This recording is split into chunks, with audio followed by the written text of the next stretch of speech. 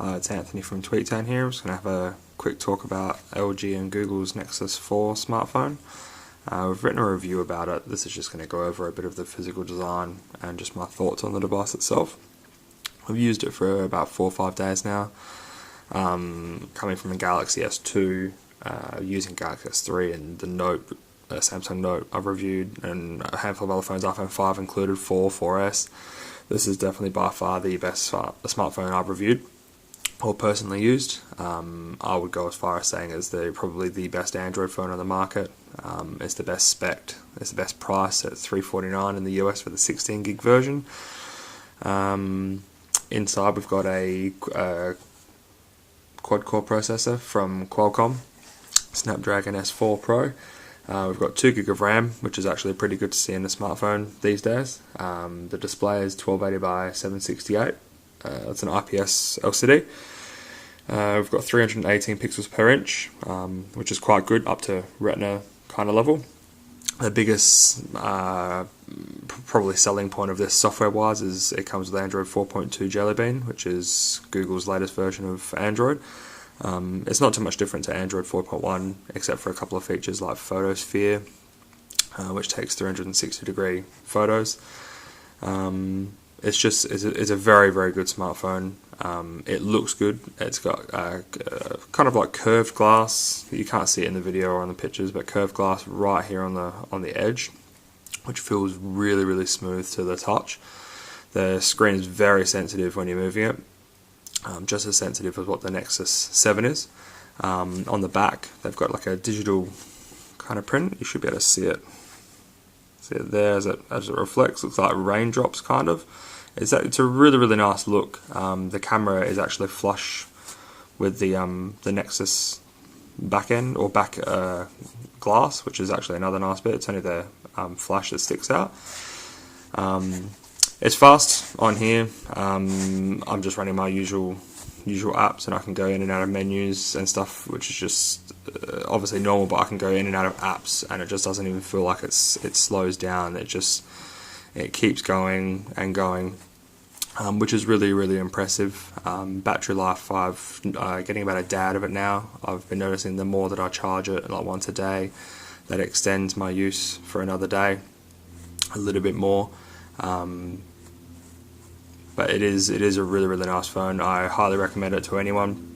Even if you've got a high-end iPhone, one of the 4S or 5, it's still a very nice phone, still very capable. You don't even really need to use a lot of the features on here to really get the full use out of it, because it's still going to be more feature-packed than anything else that's on the market. Even just this little feature here. So this is the photosphere mode. You can take 360-degree images, kind of like it's kind of like their Google Maps and Google Earth technology, and you just keep taking photos, and then it will automatically map that stuff all together. It's not perfect, but it's pretty close, and I've got a feeling with a couple of updates it's going to be very, very good. One of the things that you'll get with these kinds of phones these days, especially the high-end Android phones, is they don't have physical buttons anymore. It's just software buttons on the phone itself. They get a bit, you get used to it. It is hard at first. Again, I'm coming from a Galaxy S2, where I'm used to my home and back buttons on the device. But this only has the volume rocker here on the side and the power button here on this side. And there's nothing on top apart from the 3.5mm jack. And on the bottom, all there is just a micro USB port for charging. You can see here, I don't know if you can see them too well, but there's screws here that you can actually use to open up the device. I'm not game, I'm not the kind of person that opens up a device. I just like to have it work. If it works, I'm happy. But Nexus 4 is very, very recommended from me. I'm a big fan of virtually everything Google. And this feels like a combination of everything that they've done. Like, this is the peak of Android right now. This is everything they've been working for the last couple of years, and it's finally getting to a point where it's very refined, and it can take Apple on without having to struggle. I think Apple are going to have a hard time competing with this at this price. Even here in Australia, where I'm from, I got this off the internet, or off of Google's Play Store for $399 plus $20 for shipping. The closest iPhone is going to cost me hundreds and hundreds of dollars more than that. The closest Android phone is going to cost me hundreds of dollars more than that. This is the fastest Android, one of the fastest Android phones. This is the most feature-packed Android phone with Android 4.2 on it to boot. There's just no way that any other competitor can come close, which is good and bad. It's going to cause a lot of headaches with Samsung and HTC. I've got a feeling that Motorola are going to use this to their advantage because Google have acquired them, which can only be good for the consumer. But it is definitely highly recommended. I absolutely love it. I don't think I could ever go back to another phone.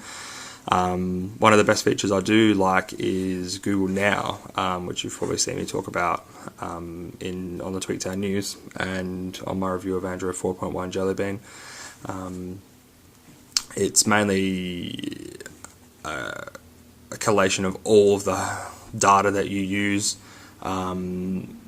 I don't know how it does it. It's just magic, but it is very, very cool. I have a day job that I go to 3 days a week. It will detect through GPS. I keep my GPS on all the time, so it knows where I am at all times. And it will detect when I'm going to be going to work. I go and see my brother once a week. It will know that I'm going there obviously once a week. So when it gets to Friday, it will give me directions to my brother's house. Wednesday, Thursday, Friday, when I'm going to my day job, it will give me directions to the day job. I haven't told it this, but it knows that. So you can see here, it tells me directions on where I have to go on what days.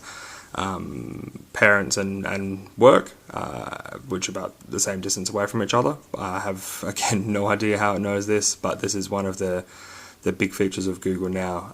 If you're close to a restaurant, it'll pop up. You can have it pop up automatically and recommend you to a restaurant or recommend you to a pub. It is very, very cool. And once Google have this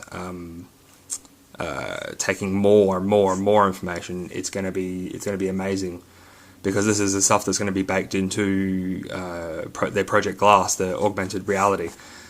I've got a feeling this is where Google are going into the future, is all of this Google Now, all of this information and everything that is scraped about everything that you do, everywhere that you go, everyone you talk to, everything you see and hear is all recorded into a device like this, but it's going to be eventually on your head. And it's scary but completely exciting all at the same time. We think the smartphones are going in one direction, and it's all going to change in a couple of months' time, a couple of years' time. But yeah, this is just a quick video just showing you the Google Nexus 4. Like I said, it is a very nice phone. It is very, very, very fast. I haven't had any problems with it so far. It's just worked. Battery life, you can see here, I'm getting 8 hours 38 minutes on battery. The screen is obviously the biggest